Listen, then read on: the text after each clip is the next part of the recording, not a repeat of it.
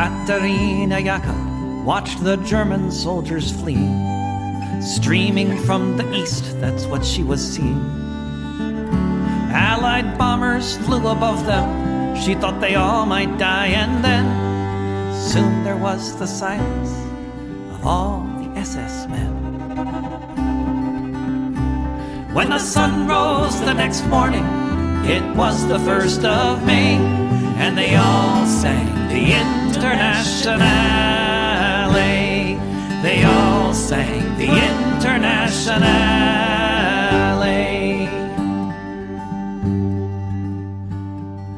Katerina Jakob saw red flags flapping in the breeze above the Russian tanks, and she fell upon her knees. And so many different voices in so many different tongues sang the most beautiful song that could ever have been sung. In German, Lithuanian, in Polish and in Dutch, a myriad of melodies has never had been such. In Russian and in Yiddish, Italian and French, emerging from the forests beneath the trench.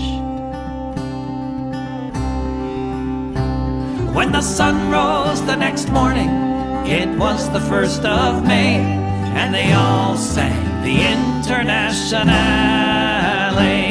When the sun rose the next morning, it was the 1st of May, and they all sang the Internationale. They all sang the Internationale.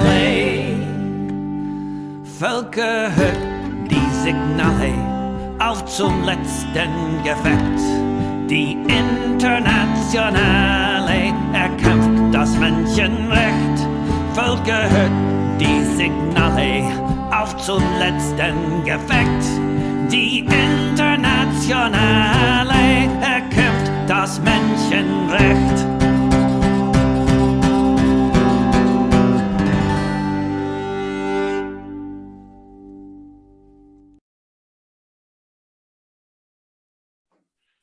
Hello and welcome to Revolutionary Socialist Review for July 1st, 2021 with Rainer Shea, Chris Driscoll, and Yamo. Welcome back, Yamo. We missed you last week. Glad to be back. Glad to be back. Yeah, we're glad to have you back. We missed your we missed your handsome face there for a week, but you know, here we are, and you can regale us with the latest. I hear that a lot has been happening up there in Humboldt County, and what's the city? Eureka? That's the big city up there. McKinleyville. Yeah. Eureka. I think Eureka is probably about the only one that anyone will have ever heard of who's outside of California. Pretty much. Yeah, it's beautiful country. I don't see why we all don't just move there, except that that'd kind of ruin it, wouldn't it? Yeah. Especially if all us zonies moved there. I feel like a bunch of people, because of the climate crisis, a bunch of people are going to move here. Yeah. You know? Right. And, yeah. You know, that'll happen because it has to. Right. My son-in-law's real close friend and his girlfriend, they moved to southern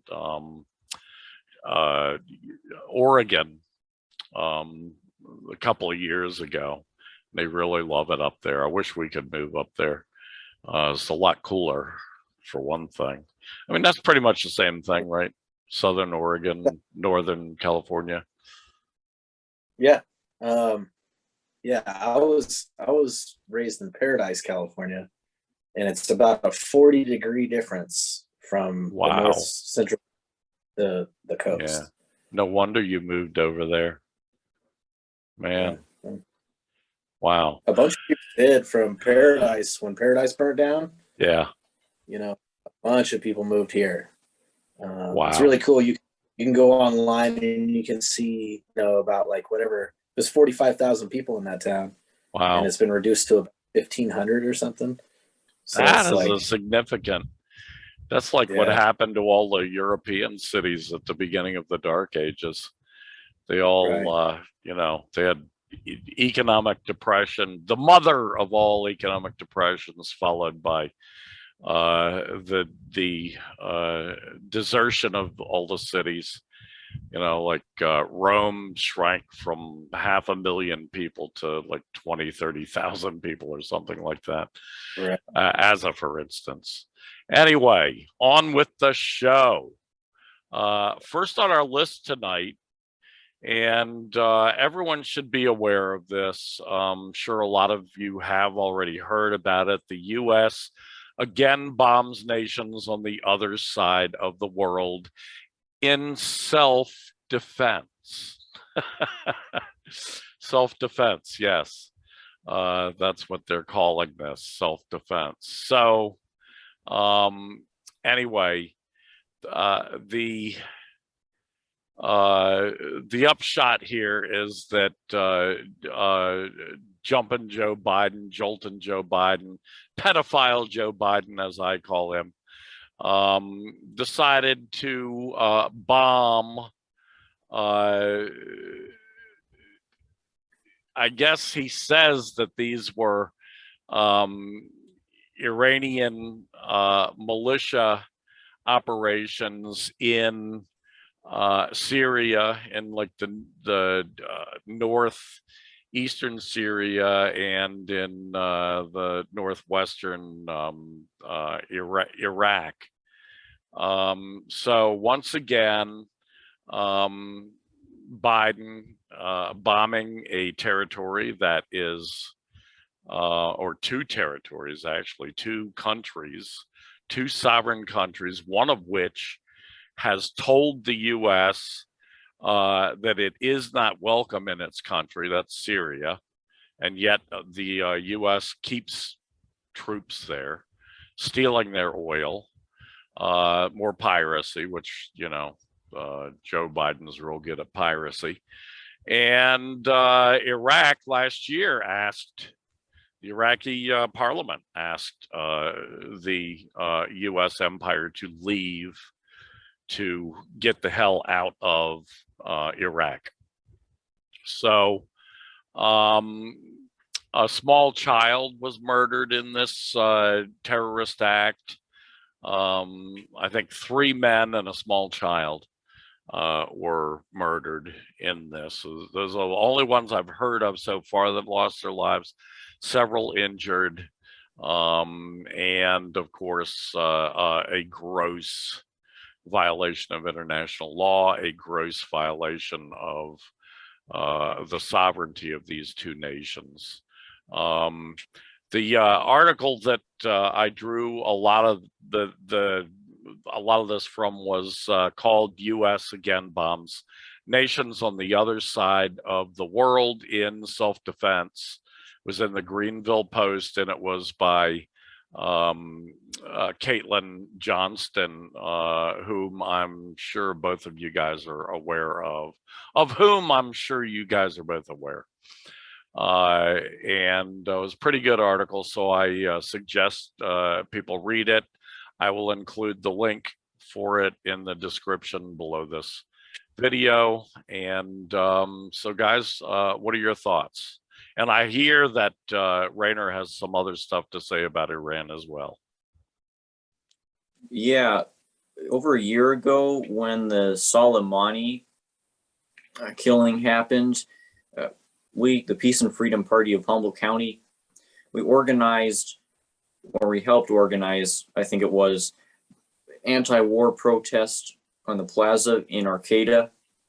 And it was later revealed that the local police had come there and that they were texting among themselves these messages about beating us up, even though we didn't do anything. So they didn't do anything violent, but they were fantasizing about doing something violent, like saying, "I'll beat those hippies down." Pure tough talk. Mm. So this shows how ingrained the pro-imperialist mindset is within law enforcement, within these kinds of institutions in this country. The language that they used, it was clearly expressing that they had a very vague understanding of what the situation was, what the context was behind the political issue that we were involving ourselves in. They said there's a protest against the war in Iran, which isn't quite accurate. They phrased it kind of incoherent way.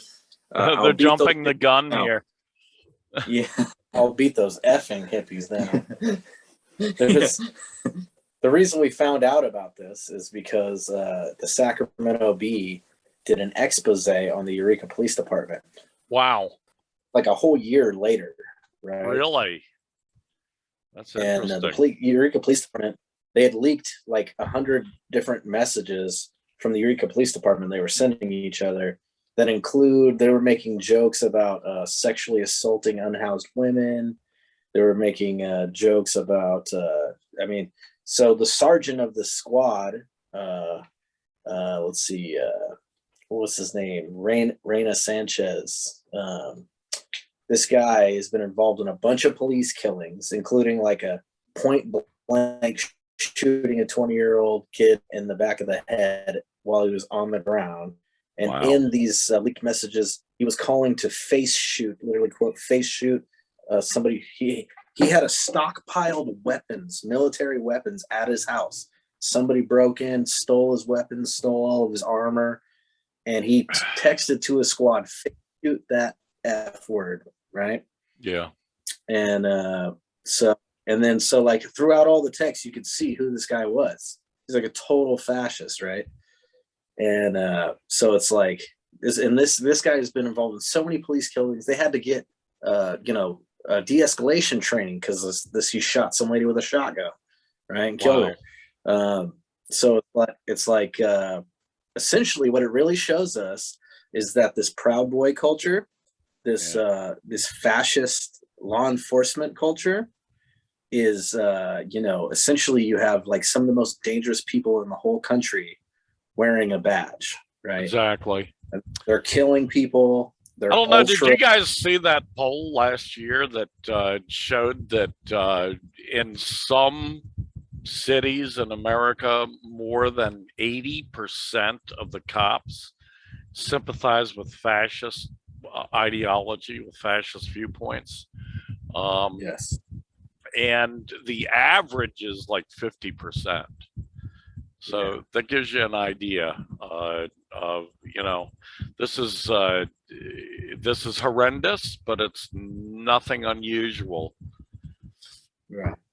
We're just lucky that somebody leaked these messages, whoever that may be. But, so these officers are on paid leave. They're getting paid, right? And but essentially, where we came into play was during that leaked message, because we worked with the Answer Coalition, the Party for Socialism and Liberation, the Veterans for Peace were there. So you got like these, these guys who fought in the war. So when they're talking about we're going to beat these effing hippies down, like they're talking about the moms and the kids we had there. They're talking about veterans. They're talking about indigenous people. You know what I'm saying? And so it's like, I know exactly what you're saying. Yeah, America is fascist, and like we got to get real about the genuine physical violence and conflict that's heading all of our way. You know what I mean? So We the do. bombings in Syria. Self-defense is so important because these will be the forces that they use to attack us. We need to be able to defend ourselves, and just laying down like Gandhi and getting kicked in the teeth is not the answer. It's not rational. It's not human. Human beings don't do that. And it's definitely not a good tactic. I mean, as a non-violence as a specific tactical approach towards specific actions like a specific rally or something like that, yes. But, you know, long run, we have to be able to defend ourselves. Right. I do not go with this, you know, with this pacifist stuff at all. It's, I think it's highly damaging. Yeah, we definitely got to be ready for it. Good point. I mean, that's why they're bombing Syria, is because, Exactly. and they're bombing Iraq is because these nations have had it. You know what I mean? And they're organizing together. Multiple Arab nations are, you know, they blame everything. They blame Palestine on Iran. They blame they're like, they'll just call them Iranian-backed militias, and then it gives them the go-ahead to bomb Palestinians, Right, bomb Syrians, bomb Iraq. Yeah, from other things I read, it's kind of doubtful as to whether these were Iranian militia installations. Sure. And several civilians who had nothing to do with any military whatsoever were injured, and I think at least some of the people who were killed, obviously the 7-year-old boy who was murdered, or 9-year-old boy, I can't remember which, but Yeah. sad story. With our thing with Qasem Soleimani, yeah, right? I mean, Trump bombed the Baghdad International Airport. I mean, right, and he killed a bunch of Iraqi officials. This is the government that the U.S. put in place. exactly. And he killed a bunch of their officials. And this Iranian general at an international airport is like bombing LAX or something. Like, can you imagine that? Like bombing JFK? Yeah. Airport. Like, yeah, that was not a military installation. That was a public space. No. Well, people are really United States outraged. Good. People are really outraged about this latest attack, illegal attack, violation of several treaties that the U.S. is signatory to. From what I understand, there have been protests around the country on it. So anyway, the United States is real good about honoring those treaties. You know what I mean? yeah, the trail of broken treaties for sure. Yeah. The United States government or the U.S. state is known for the last 240 some odd years to be one of the all-time worst violators of treaty breakers and violators of international law ever. It is a rogue nation. Yeah. And people don't say that enough, but it is a rogue nation, a rogue state. So anyway, literally. Any more about that, Rainer? No. Okay, next on the list, the left must resolutely oppose the US-led new Cold War on China. Now this this comes from a real interesting, is from a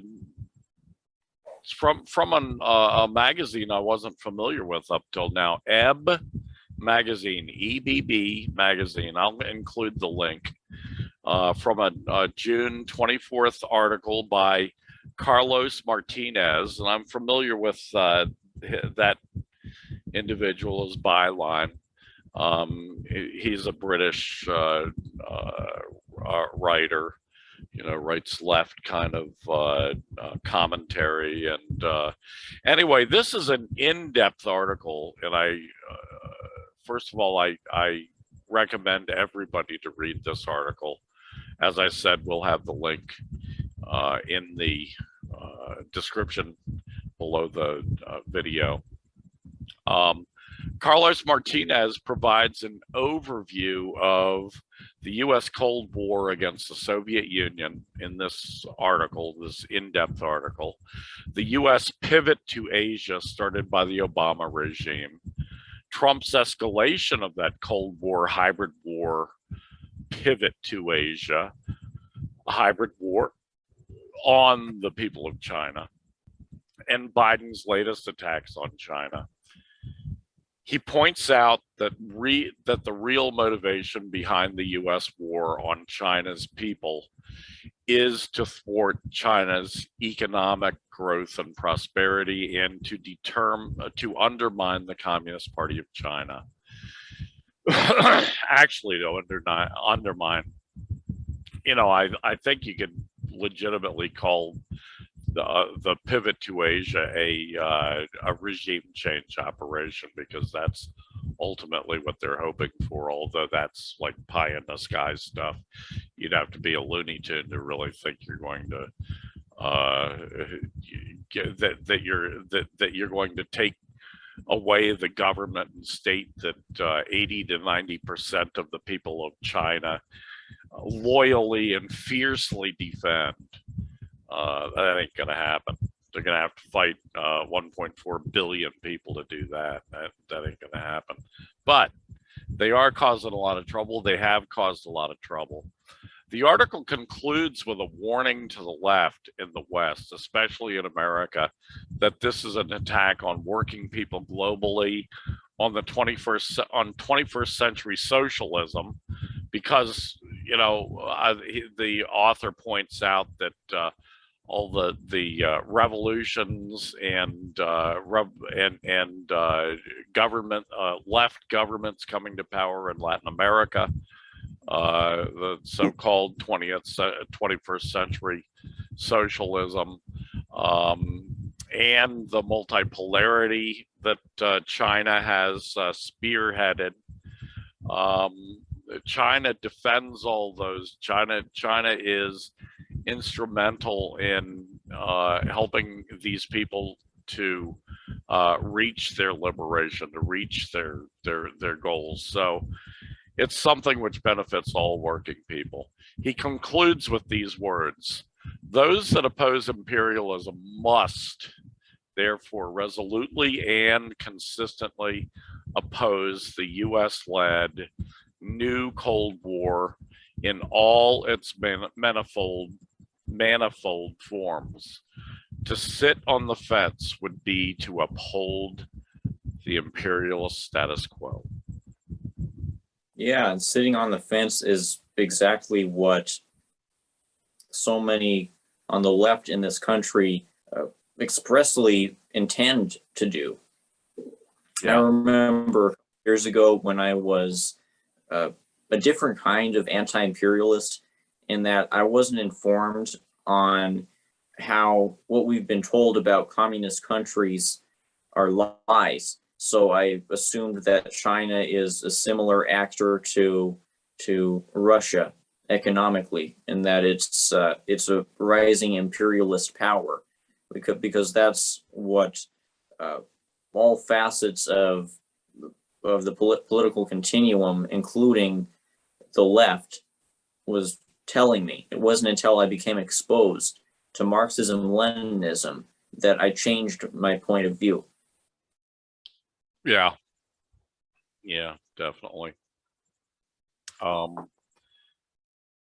Absolutely. Same. Amen. Okay. I was just, that was just such an excellent quote that he said there at the end. I just had this conversation with Rick over at Decolonized Buffalo on YouTube. I would encourage you. Sorry, shameless plug. My bad. I encourage anybody to check that out. It's nice to hear from indigenous communists. Right. Doing a good job. We just had this conversation about essentially Trotskyists, social democrats, democratic socialists, anarchists, essentially a big chunk of the Western left, particularly the United States, that is just gobbling up this anti-China, like a lot of the xenophobic bigotry, frankly, Yeah. about China. Like it's, and they're taking it from like neo-Nazis like Adrian Zenz, the National Endowment for Democracy. Like we know this is the CIA, but for some reason, because I don't know if it's xenophobia or just because of anti-communism that's so rooted here, but for some reason we're believing Nazis. We're listening to, not we, but the U.S. left is believing fascists, like blatant fascists, when it comes to China, and it's pretty freaking ridiculous, that anybody would ever call themselves a leftist, and then just parrot this propaganda by the West. It's sad, frankly. Well, these are the lines of the CIA and the State Department, and who the billionaire-owned news media, which is all the news media that people hear, see, read, whatever. All of it is just regurgitating these CIA and State Department talking points. If the CIA and the State Department have declared war on China or on Iran or on Syria or on Russia, then that's all you hear, And so I've heard so many friends of mine who, even call themselves communists, so, parrot these lines because it just gets in their head. They're not discerning readers, they're not discerning viewers, and they're just allowing this propaganda to be, osmosis, into their head. It's really a sad situation, and the people just got to wake up and start realizing you cannot trust the U.S. media, period. The mass media, the so-called mainstream, which has nothing to do with the mainstream, but the mainstream media. I don't know why people call it that, mainstream media. It is not mainstream in any way, shape, or form. This is a tiny cabal of a few tens of thousands of billionaires and multimillionaires who, actually, I mean, the number of people that own most of the media that everybody hears, it's a tiny number. It's 20 or 30 billionaires. That's it, and that's who sets the, and they're not really thinking. They're not thinking people. They don't think this shit up. The State Department and the CIA thinks this shit up for them. They just regurgitate it. They just spew it out and run over to the, like the Washington Post right across the Potomac from the CIA. They, they are the CIA's mouthpiece, just as the New York Times is the Wall Street's mouthpiece. These people, they're not thinkers. They're not original, there's no real original thought.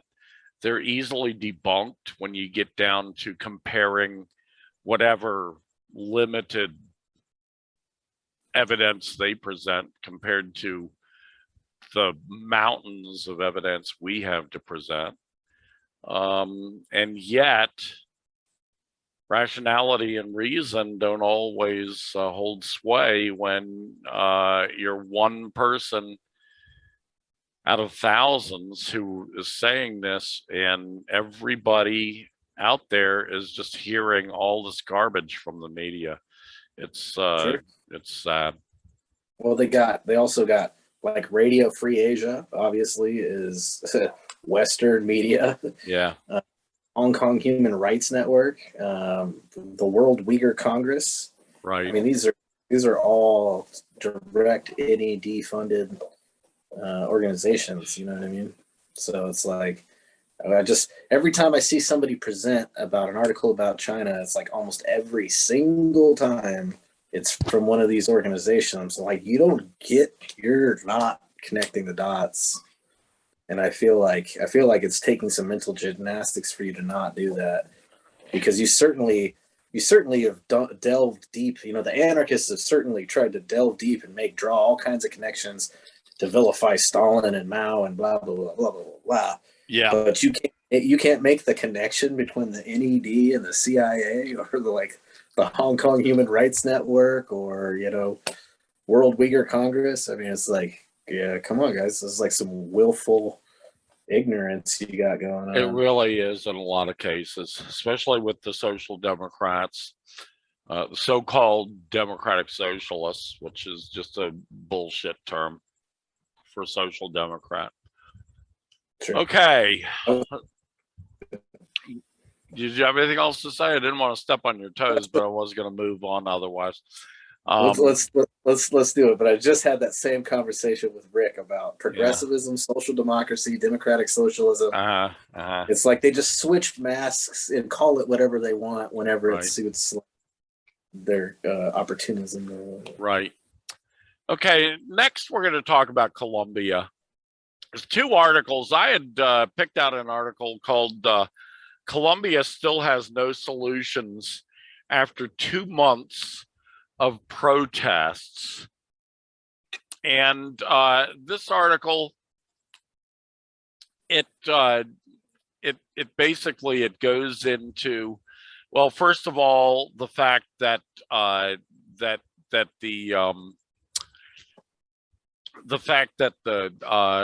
workers, the working class of Colombia, called a general strike, started on April 28th, and it's still going. It's 2 months later. And then the article goes into basically what's been happening since then. I'm not going to spend a lot of time on it. I'll just mention it and tell you, look for it. It'll be, the link will be down here. But we also have a second article that we want to feature tonight. Colombia's Nazistic horror show, America's Near Future. June 26, 2021 article by Rainer Shea. Take it away, Rainer. This article, I talk about the pretty intricate information I found when it comes to the propaganda campaign that the Colombian ruling class is mounting to try to discredit these protests. Because as you pointed out, the government can't come up with any real solutions to this protest. It can't give up neoliberalism. It can only continue to try to crush the strikes and the protests with terror, with massacres, with torture, with paramilitary assassinations, with bounties even against medical workers surrounding the protests, which is pretty horrific.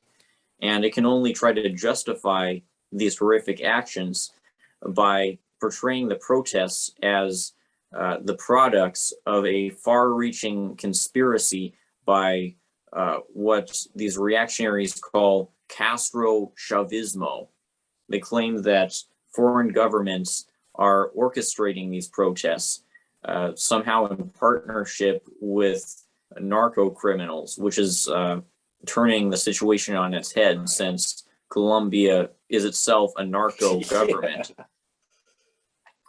So they're using these Uribismo propaganda tactics to justify a campaign of extreme police brutality and paramilitary brutality, with the hope that this will prevent a Cuba-esque revolution within Colombia.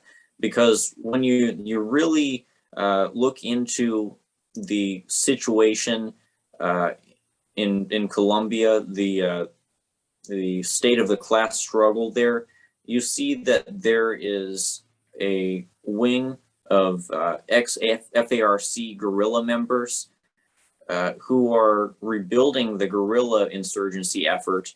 They're picking up lots of new members, and they're slowly growing their ranks.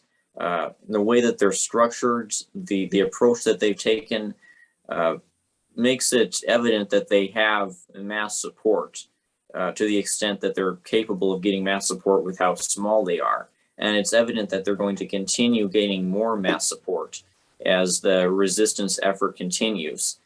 And when you look at the history of how socialist revolutions have went down in places like Cuba, you see that what's preceded these types of revolutions has been a combination of mobilization on the part of the masses, such as with a mass strike, along with a vanguard that's ready to take on the task of overthrowing and replacing the capitalist state. So the Colombian government may have used their Plan Colombia anti-guerrilla plan to successfully subdue the vast majority of the guerrillas there. And they may be able to carry out these terror tactics, and neoliberalism may still be in power there, but there is so much class struggle, so many class tensions coming to the surface, also anti-colonial struggles, that the state is increasingly finding itself backed into a corner in the same way that Cuba's dictator Batista was backed into a corner before the communists overthrew him. Okay. Good points all. Let's see here. Yamo, thoughts?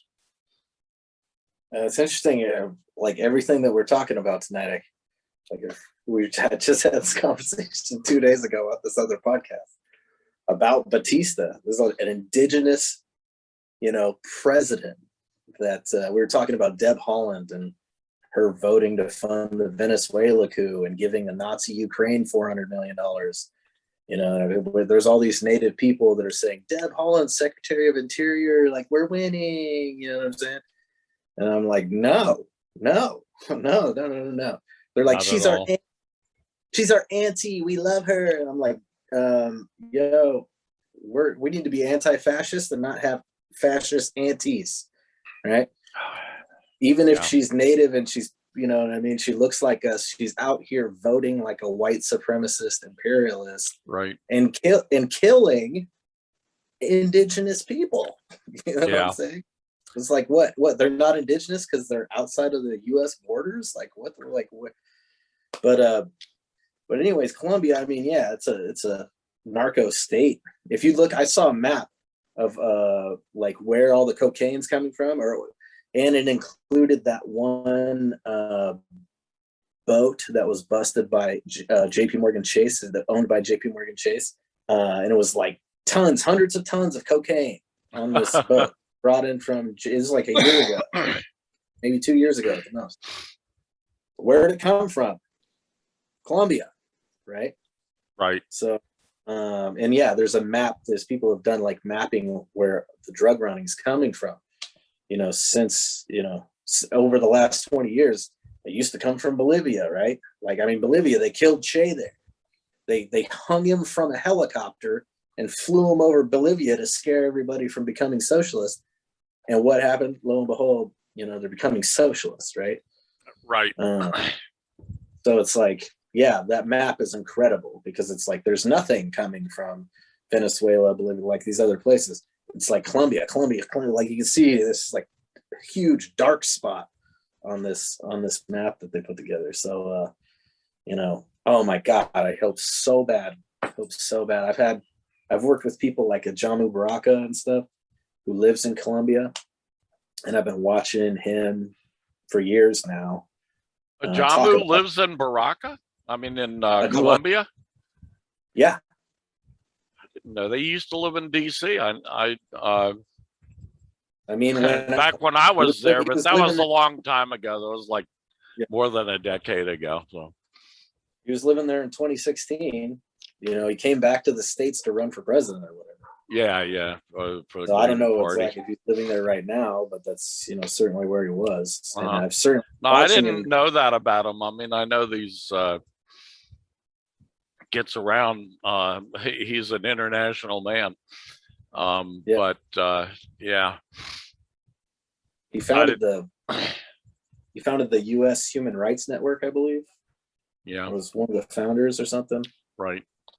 Anyways, I'm just happy. Please, Colombia, please. Right. Please. Oh my God.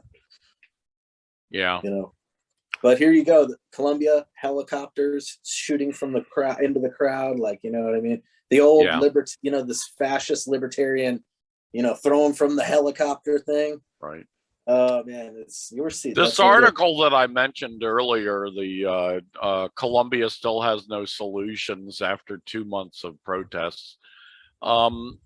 They had some really interesting statistics, like 80 people have been murdered by the police and the military since the strike began. Hundreds have been, injured. Another one was, how they use those tear gas canisters. More than 80 people have had their eyes damaged by those canisters, because the pigs aim it straight at people's eyes. Yeah.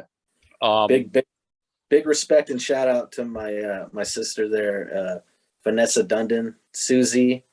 She got her eye put out by a tear gas canister at Standing Rock back in 2016. It was the end of 2016. Well, and at least there's a victory in Standing Rock now. With the what was that company called? That bastardly company that was trying to push through the pipeline there has totally pulled out. So they've totally abandoned the pipeline project that the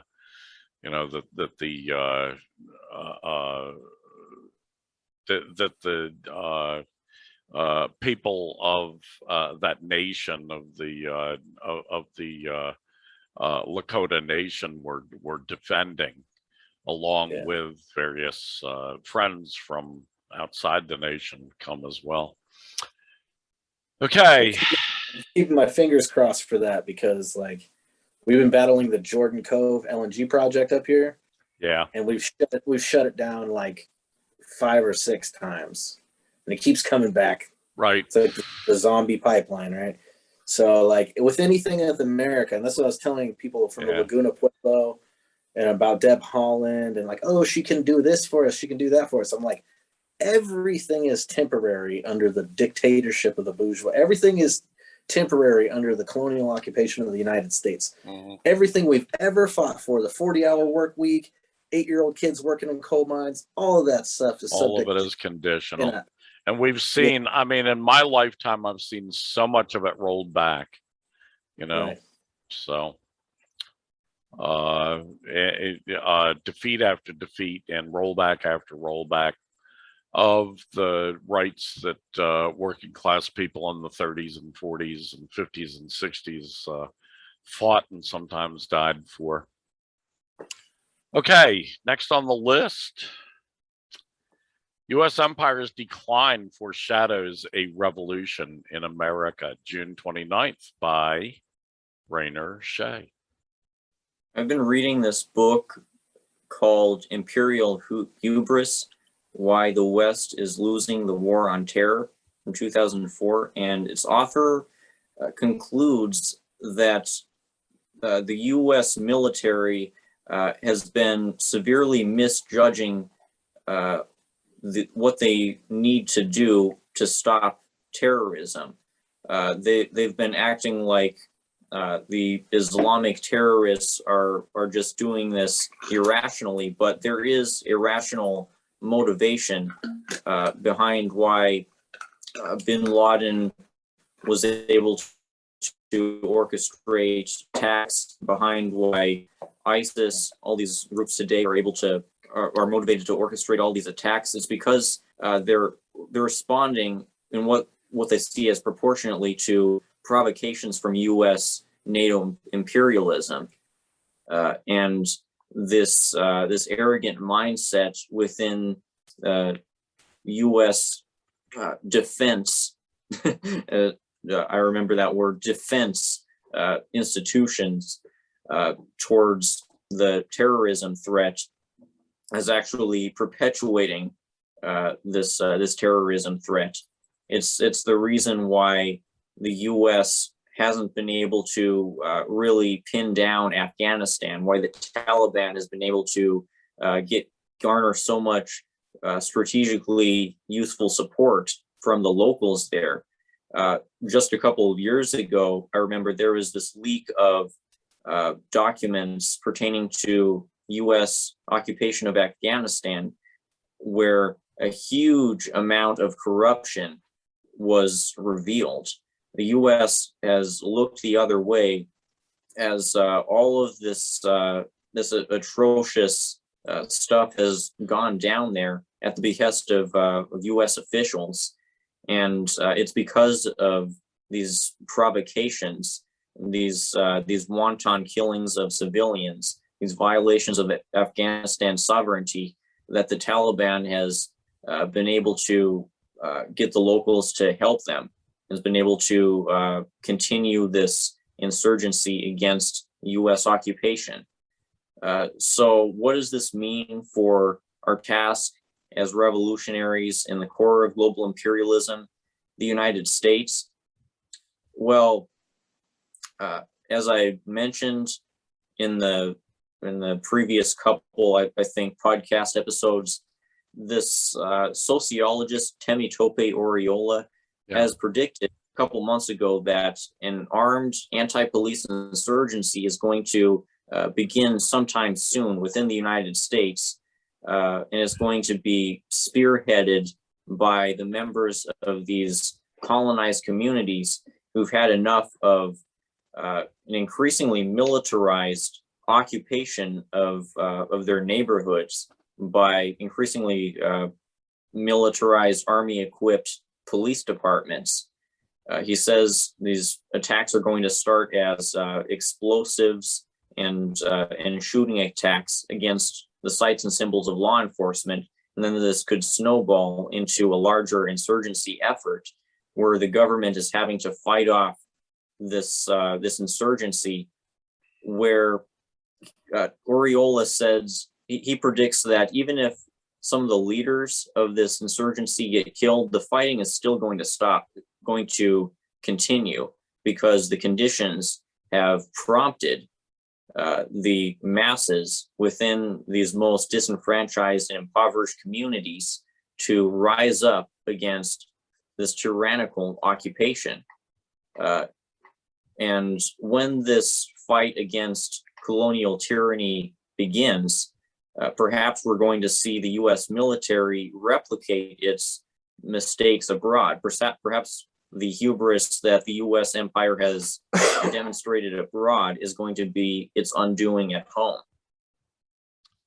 Yeah. I expect this. I've expected it for quite some time, but I really expect it to erupt soon. This is getting past the level of intolerability, and yeah.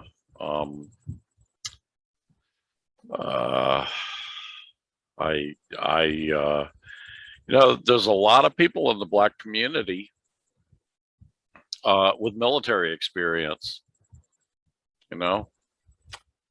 They were in the Marines, the Air Force, the Navy, the Army, and they know how to fight. They know the tactics. They know the enemy's tactics because they were trained in the enemy's tactics. The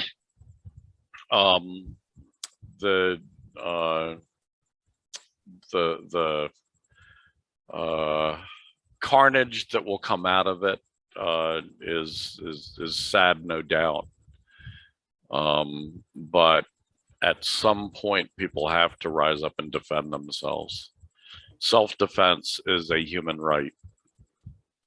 It's a sacred human right. It actually So, qualifies as self-defense if you're actually like doing it on your own land or in the country that you're, how in the hell is bombing Syria and Iraq self-defense? When they were supposed to be gone a year ago from Iraq. But yeah, I think I want to frame this in a way so because like, Black and brown communities are going to start an insurgency. Like that's not how it's going to happen. How it's going to happen is that they will starve us out and put us in such a desperate situation that we will have no choice. And that's always been the case, right?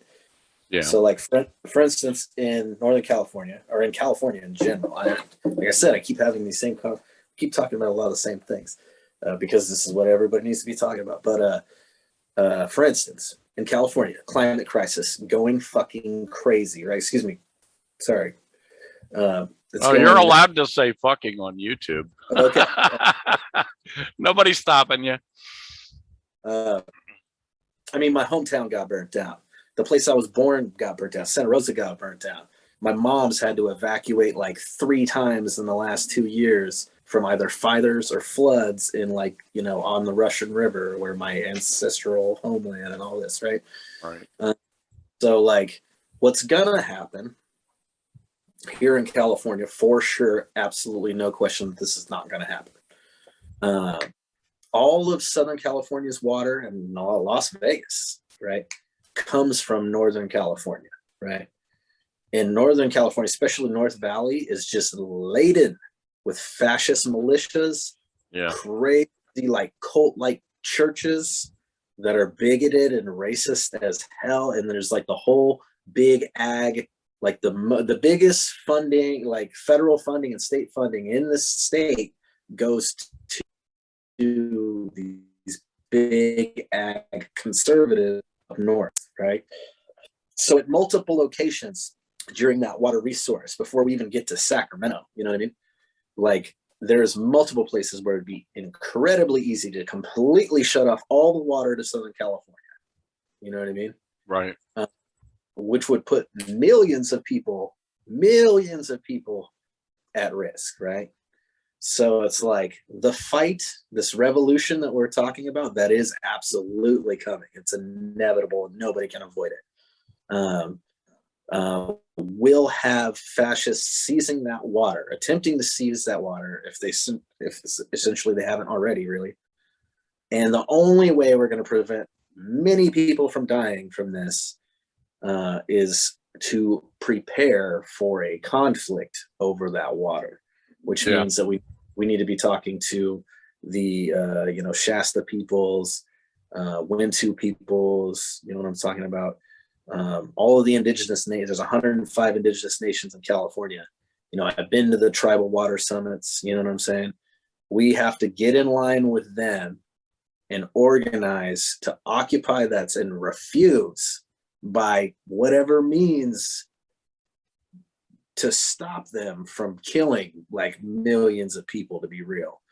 Yeah. And like that will be the fight. You know what I'm saying? And so it's like, we won't really have a choice but to become willing to take the steps necessary to stop these people from dying. You know what I'm saying? So it won't be like we just like created an insurgency because we just hate America so much. It'll be like, yo, you're threatening to murder millions of people again, after the millions of Muslims, after the million people in South America, after Korea, you know what I'm saying? Vietnam, Laos, and obviously indigenous peoples and like enslaving 20 million Africans. Again, they're going to attempt to essentially create the worst genocide in California since the gold rush. Yeah. And this will be the thing. So like, no matter who you are, if you're listening, you're in California, I don't care if you're in San Diego or LA, wherever you're at, like you need to get real concerned about Northern California because it could happen that quick. And if we're not ready for it when it comes, that is not a scenario in which we want to be winging it or trying to train people to deal with a situation like that on the fly. That's not going to work out well.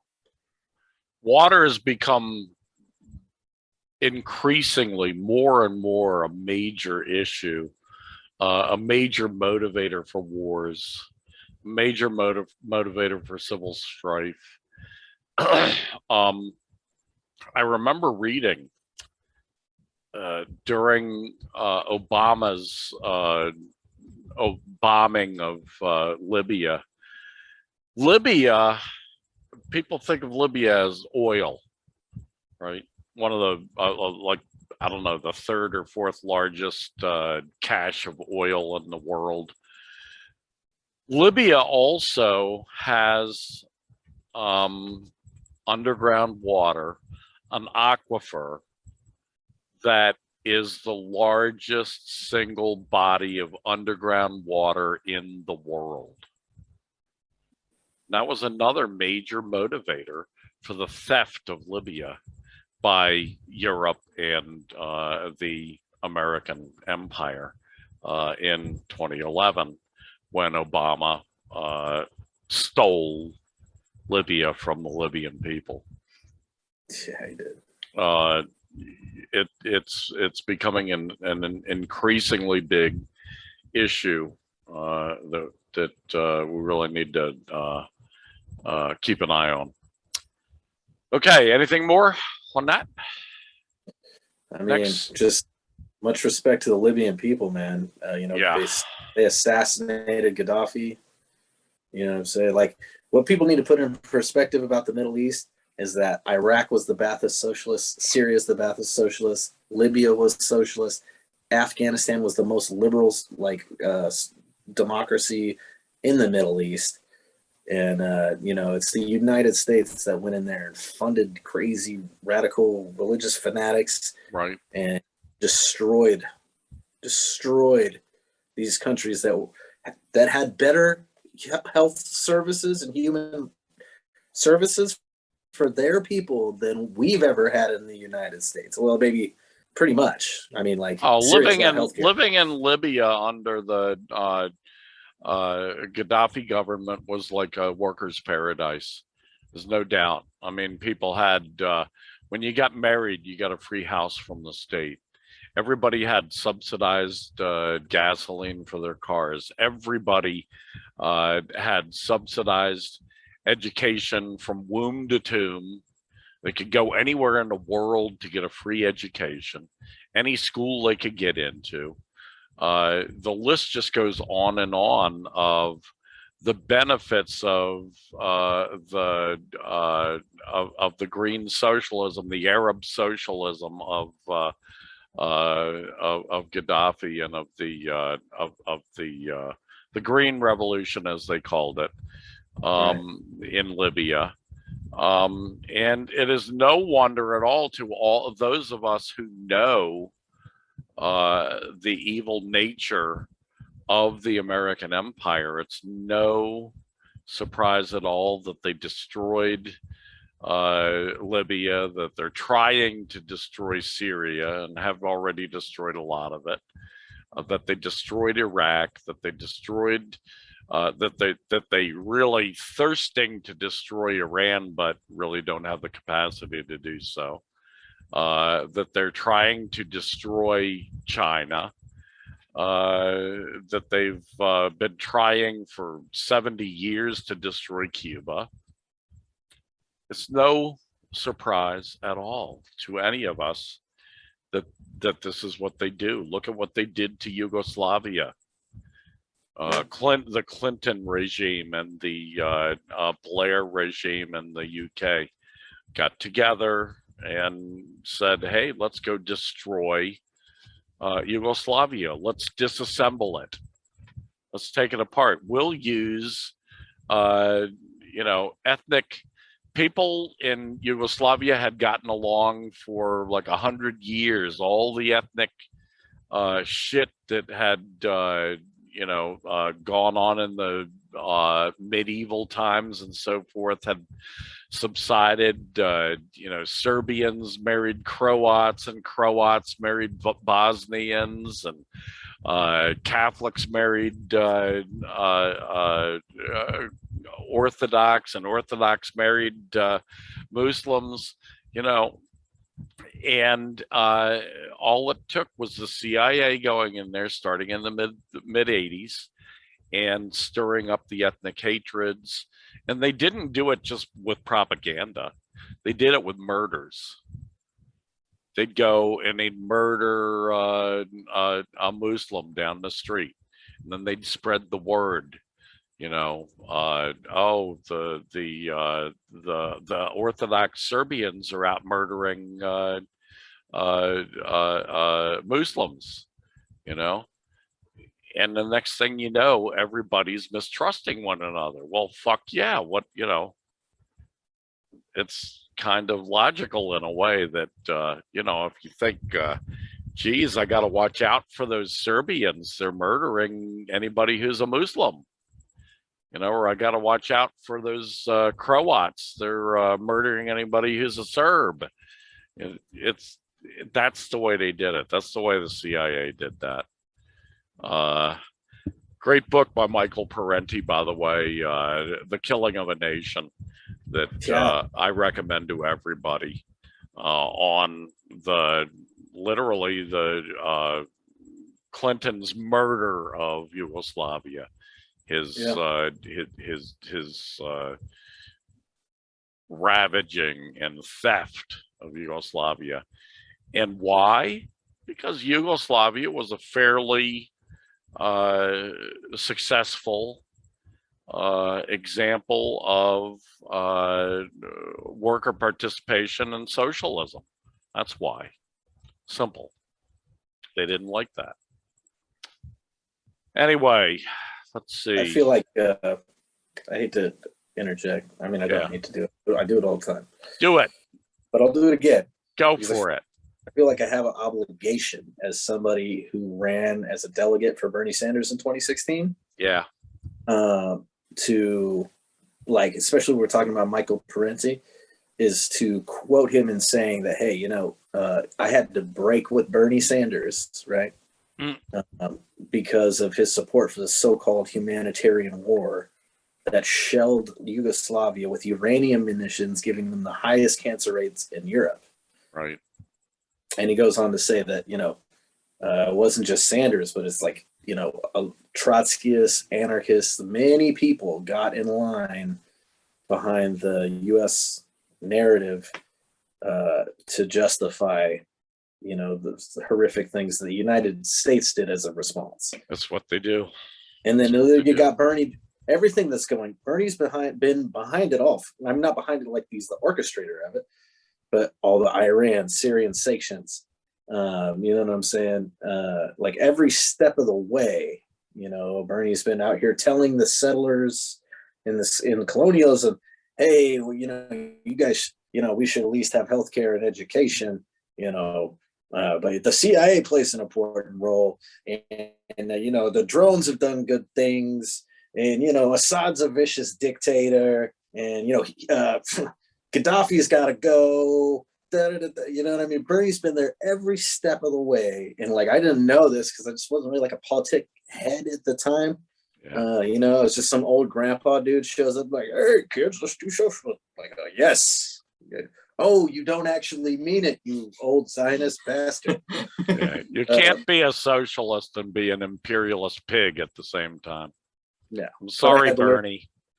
Sorry, Bernie. Hard way. I think a bunch of people learned the hard way in 2016. I think so. Yeah. Right.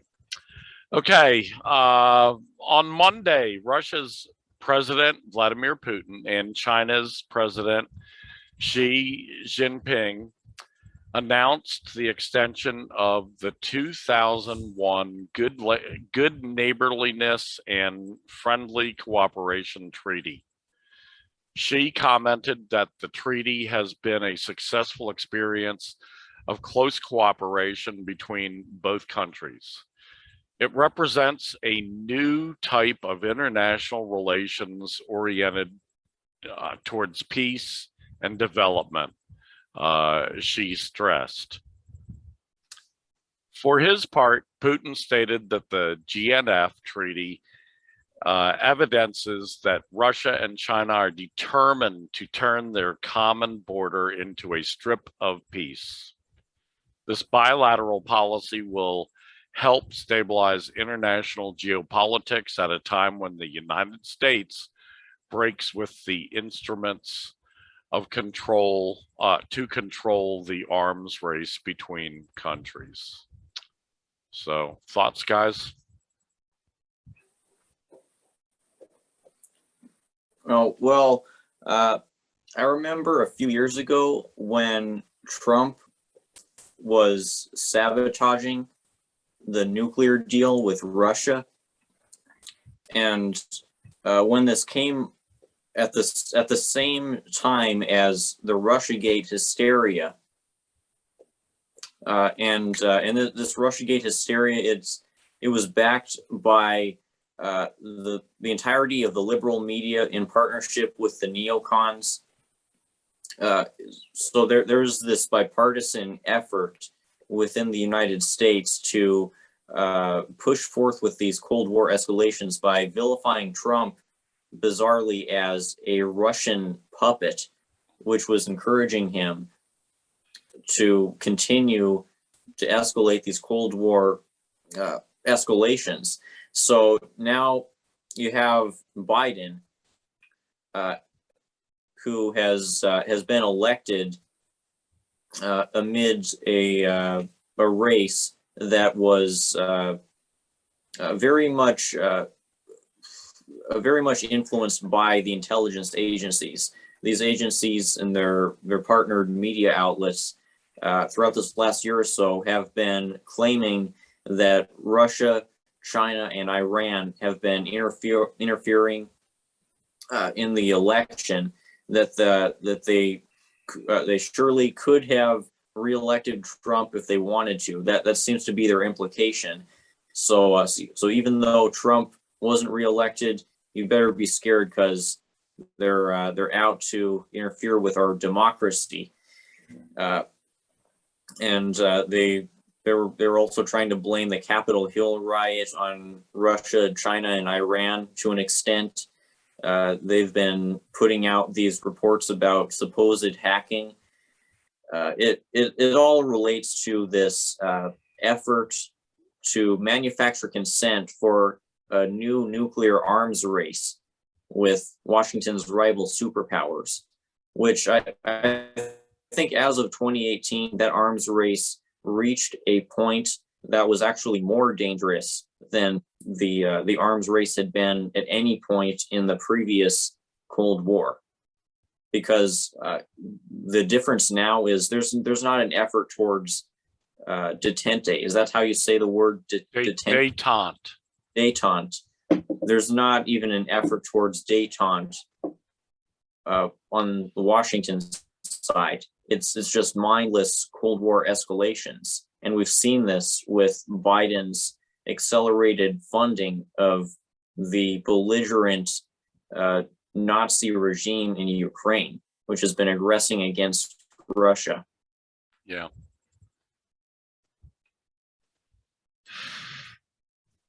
Yamo, any thoughts? China, Russia, reaffirm bilateral alliance? I think many things. I guess I'll start by saying the AOC, virtually the whole squad, I believe, Deb Haaland, all voted to give Trump's 2019 war budget the go-ahead. So it's $700 something billion, right?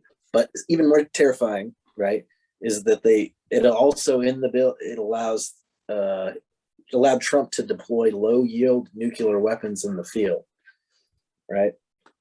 So I mean, really, when these, then hopefully, I mean, I hope not, but I mean, the chances of like nuclear conflicts going on. Look at Fallujah, right? Yeah. The United States. I mean, even as evil as the Nazis were, they didn't drop the atomic bomb. It was the United States, right? So we know that they are a conscienceless, wicked, regime pulling the strings of this fascist state. And you know what I'm saying? And when this stuff starts to occur, when low yield nuclear weapons start flying, who are we going to have to thank for that? These so-called democratic socialists and progressives in the Democratic Party that got right in line and voted to give, like, the most blatant fascist president of our time the ability to do this. We're just lucky. I guess we're just lucky that Trump, didn't take advantage of that while he had the opportunity. But the next worst fascist that the Republicans managed to get elected, you know what I mean, is going to have all this stuff at his fingertips, and we're only going to have the Democrats to thank, Right. because they're the ones who are supposed to be the opposition, and they're not. Yep. Social fascists and liberal fascists. And I just, on an encouraging note, I know I always feel like I'm like the Debbie Downer and like, doom and gloom and all this. But on a positive note, look at what's going on in Russia, like the Chinese-Russian relationship. Look what's going on. You just recently had 70% of people in Russia say that they want to return to the Soviet Union. That's a lot of people. And then you have like 13, Putin got unseated like 13 seats in the parliament by the communist, communist party there. Communist Party of the Federation of Russia. Right.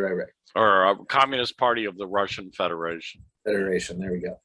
So, I mean, Yep. I don't know the stuff that I hear about the Communist Party of the Federation of Russia from the West is that, it's not real communism, it's not real socialism, but these are also the same people that are saying, Vietnam's not real socialism, Laos isn't real socialism. So it's like, Right. I don't really Well, know. we have a lot of victories lately. It's starting to look like the upcoming election in Chile, that the Communist Party of Chile candidate is going to win that. So it's more and more. We've got good positive victories to point to. Okay, let's see. Last and finally, from Rainer Shea, American Apocalypse, when an empire eats itself. Take it away, Rainer. In 2018, there was this write-up from a futurist technology thinker. I don't remember his name. I mentioned his name in the article, who described a interesting experience he had where he was invited to speak at a conference for hedge fund individuals on the so-called future of technology. And these hedge fund billionaires, he said, were asking him all of these wild questions, like, do you think New Zealand or Alaska will be better after the apocalypse happens? Which do you think will be better for me to move to? They were asking him things like, how will I control my security forces after the doomsday happens and money becomes worthless? They shared their thoughts on things like disciplinary shock collars for the guards and food stashes that only the billionaires know the combination to. So you have these billionaires who are outright saying that they expect for capitalism to implode in on itself so much that at a certain point they're going to have to create makeshift feudal fortresses with what they're describing is a hostage situation where they're planning to take these formerly paid guards as slaves. So let's see how sustainable that arrangement is. And they're expecting to have to get these guards to defend them against unruly mobs of angry, impoverished people who've just been screwed over by capitalism. And so you have these billionaires imagining these insane apocalyptic scenarios. And at the same time, you have the US government engineering all of these internal destabilization tactics. What they're doing with the militarization of the police, with the proliferation of CIA propaganda covertly within U.S. media, with the surveillance state, with the border militarization, with all of these efforts to import America's foreign intervention tactics into U.S. borders, is an effort to preemptively disable the forces of class struggle for when the capitalist crisis reaches such a dire point. In order for these billionaires to be able to defend from these unruly mobs, the capitalist state is going to have to make it so that these mobs are not coherently organized into some kind of people's army that can easily overthrow the capitalist structure. And make no mistake, after capitalism has collapsed that much, surely their power structure is going to be pretty easy to overthrow by a hypothetical people's army. So they're trying to divide the opposition. They're trying to divide the communist movement with propaganda. They're trying to preemptively suppress the class struggle. They're trying to intimidate us and suppress us in all of these ways, using their intervention tactics from abroad to make it so that when the class struggle really comes to a head, the billionaires will be the ones who come out on top. And we'll see how realistic this is. Yeah. Right. Yamo, thoughts? I mean, it just takes me back to what we were talking about earlier with this water fight here. You know what I mean? Right. Like, you know, California is the 6th largest economy in the world, right? The majority of the bourgeoisie here are, you would think that it's like Hollywood or whatever, you would think that it's them.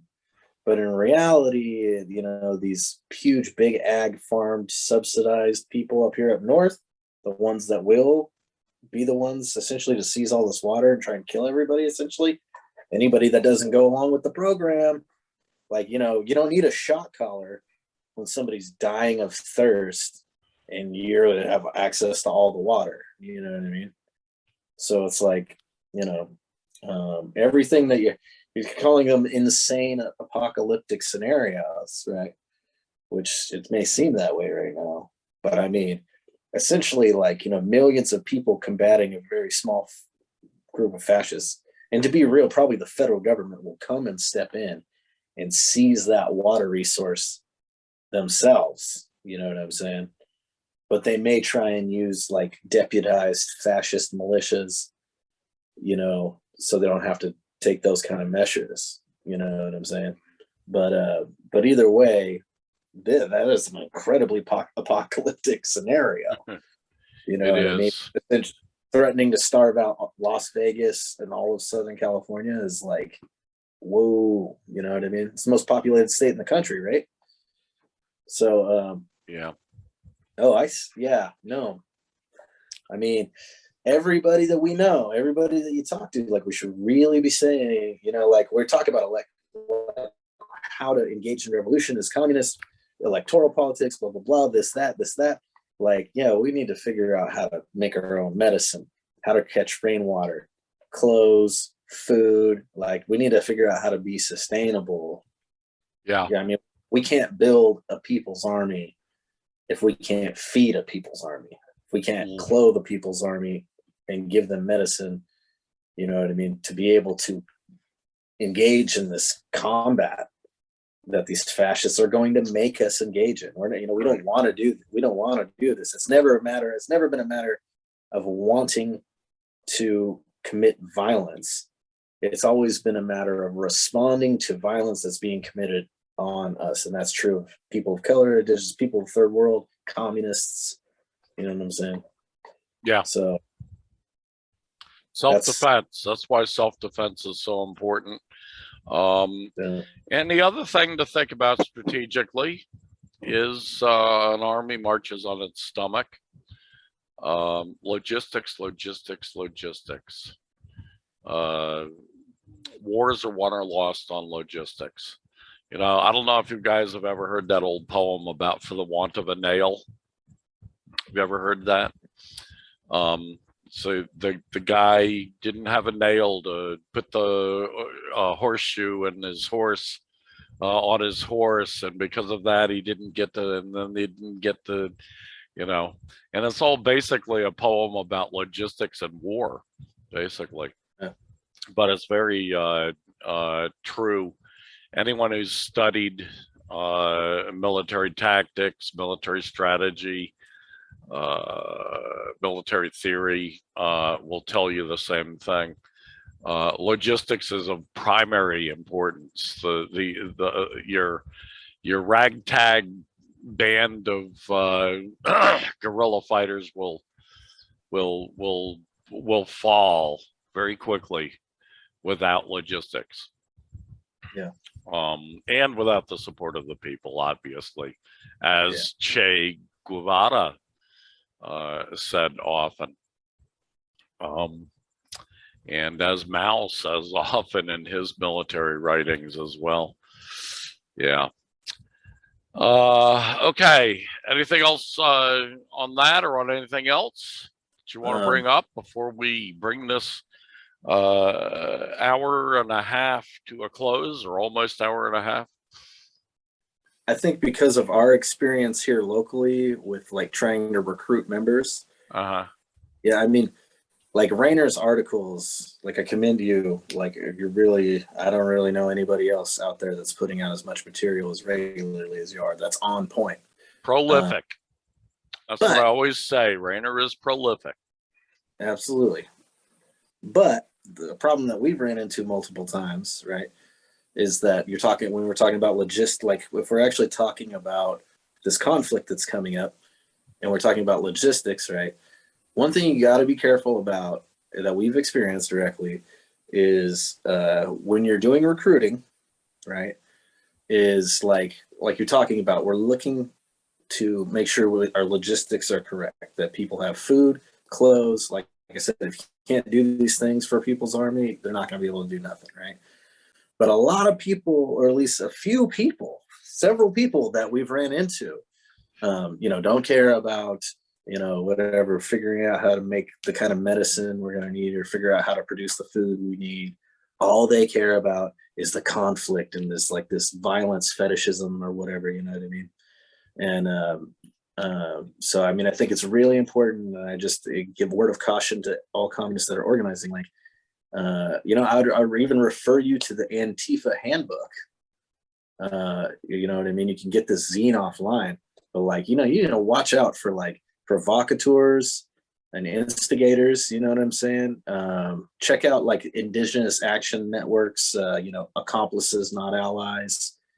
Read these zines, because, that's essentially what we've ran into is, people that we've just had people come in that are like, oh yeah, I'm all about just taking out the fascists and blah, blah, blah, blah. And and then we're like, okay, well, we got to go through, this process of recruiting and follow all this Marxist theory. And we're like, have you read this? And it's like, no.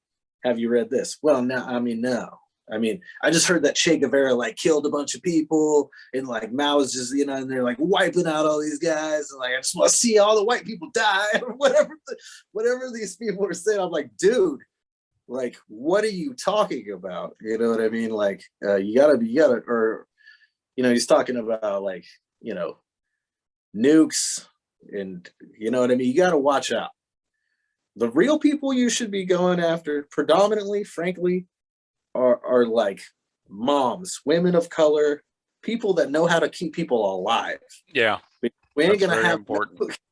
We don't need the pompous big, cis guy who's such a badass and is gonna kill everybody. That dude is not gonna be helpful. He's just gonna get all of his comrades killed or do something, put us in a bad situation. We need people that can keep our comrades alive, keep them practical fed. people. Right. And like, so watch out for that. Watch out for that. You know what I mean? Because a lot of us are pissed off, especially, you know, people of color from people that have been in like oppressed peoples. We're pissed off. Like, and it's a righteous anger. But you know, the point of this is to make our lives better, make everyone's life better. The point is not to, you know, just like look forward to the horrors of combat, you know, and all these things. Like, it's not going to be fun. We're going to watch our friends die. It's going to be horrible. And anybody who takes that lightly or makes light of it or acts like they can't wait to be in the worst, it'll be the worst experience of our entire lives. Yes, we'll come out the other end if we do it right with a better world. But it is going to be the worst experience of our entire lives. And anybody that's going into that giddy and looking forward to it, you keep an eye on them and try and, whatever's going on in there, try and get them to snap out of that. Right. Because the only guarantee there is that it'll be even worse if you don't stand up and defend yourselves. That's true. Because the bourgeoisie's violence is coming at you, whether you like it or not. This isn't a choice on our part. No. This isn't something any sane human being would choose for themselves. This is a logical, scientific appraisal of what's coming at us. Right. So if you're not reading the theory, you know, like Thomas Sankara said, a soldier without any education is a potential criminal, right? Right. Yeah. So it's like, you know, I'm just saying, you know, watch out for that, because we're gonna have to go through this either way. But like, anybody that's looking forward to this in that way is not really, like, that's not a healthy way to think about it. You know, They're not quite sane, if that's their perspective. Right. But you're also not quite sane if you don't take any of this shit that's coming at us seriously. Oh yeah. You know, I mean, one of the great advantages of being a human being is the ability to anticipate, the ability to gather information, put it all together, and make some logical deductions from that information that will help you stand up against the slings and arrows they will throw at you. They are throwing at you. Oh, I've already been, yeah. I'm just saying, if somebody comes in your spot and starts saying, "Hey, I got a magnet of Pol Pot on my wall," you know what I'm saying? Like, yo. No, we don't want that. I mean, we've been through these things. It's a lived experience, so just beware. Beware. In your recruiting process. Good advice, Yama. Good advice. Okay, Rainer, final thoughts before we depart? Oh, well, the final quote within my article is from The Art of War, where the Art of War book says every battle is the outcome of every battle is decided before it is fought. By this he meant the side with the best logistics is the one that wins. You can know this already. This is ironically a message that the U.S. military has been brushing under the rug throughout these last 20 years. Yeah. In Afghanistan and so on. Earlier, Absolutely. Earlier you said something about the U.S. being super delusional about like the fall of the Chinese government, or like, you know, something like that. It was like 6-8 months ago that like the U.S. representatives tried to strike a deal with Vietnam to oppose China, and I'm just like, you know, and Vietnam said, yes. I was like, I know you guys just throw anything against the wall and see what sticks, but damn, that was a doozy. Well, there were tensions between Vietnam. I mean, of course, there was a war between Vietnam China in 1979. So there's some residual bad feeling, but they pretty much worked that all through. Just about 2 weeks ago, there was information out. The Chinese foreign minister, Yang, I think his name is, visited Vietnam to hold discussions, hold talks on a number of different things, hold a summit basically. And you know, they reinforce the same thing, this reaffirmation of their intention to get along. That yes, they still do have some territorial disputes, but they specifically said in that meeting that they were going to rely on international law and international structures that are set up to adjudicate that. But that Vietnam and China have full intentions of being friends and friendly and allies. So, yeah, I mean, it's like that. I'm trying to remember the name of that movie. That movie with Danny DeVito was it was like a kind of a fictional version of the Teamsters fights and all that, and so it's kind of like the main guy was like who was it? Trying to remember, some famous actor played the Jimmy Hoffa kind of role, but Danny DeVito is saying to some FBI cop, "You think I'm giving up?" And he says the name of the fictitious version of Hoffa. "You think I'm giving up Hoffa? Jimmy Hoffa?" He says, "I'll never give up Jimmy Hoffa." It was great. But that's kind of like the same attitude with when the Vietnamese were dealing with the idiots from America, you know, with the American imperialists trying to get them to, you know, stand against China.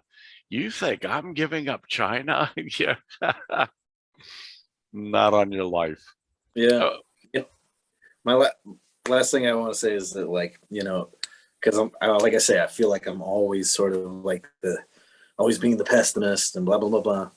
But you know, my real hopes are, you know, to one day see the reformation of the Communist International. You know what I mean? And I feel like when this takes place, you know, it'll be the signal that the signal that, like, you know, everything that we've hoped and dreamed for is so possible. Yeah, it's so possible, and we're probably closer now than we've ever. Certainly, obviously, I have an even bigger dream than that. My Yeah. dream is that someday we will see the formation of the global communist government. But yeah, we'll see. mean, It'll take a lot of people coming to the realization that nationalism is a phase we've gone through. It had its day. It had its importance for people gaining their liberation from imperialism and so forth. But nationalism is something we need to ultimately move beyond. You know, that's what the whole idea behind Marxist Leninist internationalism is. Right. It's to move beyond the nationalism, to move towards creating one world for all the world's people. And the only way you're going to do that is to create a communist world. That's the only possibility. It's the only possibility to save the world from imperialist destruction, which the imperialists are busy trying to do every day. You know. Yeah. So anyway, go ahead. I didn't mean to step on you again. Go ahead. I hope, you know, certainly all communists, that's what we should be, you know, that's the dream, you know. But at this point, you know, I'm really like Ho Chi Minh, You know what I mean? Our secret weapon is nationalism, right? Like nationalism has such a negative connotation because it's all about who's expressing it. You got a bunch of white supremacists from Europe like genociding all the people and setting up their nation nationalism. Like, of course, everybody in the West has like this negative connotation. Yeah. But it's like, you know, nationalism in itself is not inherently evil. You know what I'm saying? It's a something that we're going like 573 indigenous nations been fighting for, you know, national liberation, sovereignty. So it's like, you know, anybody who's already a communist is watching this all knows this stuff. But I do want to mention that, like, Yeah. we got to go through nationalism to get to what's beyond. You know what I'm saying? And it's not, you know, we're certainly nations must all feel as though they have security, as though they have that, as though they're being able to get the benefits from their land, their territory, as though they have a stake in becoming part of the community of humanity, becoming part of the communist global state, and hopefully that state withering away someday. But that is our dream as communists, as Marxist-Leninists. So there you have it. And with that, I'm gonna call it a night. And Yamo, as always, thank you very much for your stupendous contribution to this discussion. Rainer, keep them great articles coming. Prolific, as always. Great articles, thought-provoking. And thank you so much for that. Thank you so much for your contributions to this show. And until next week, I guess we'll be bidding everybody a sweet adieu. So long until then.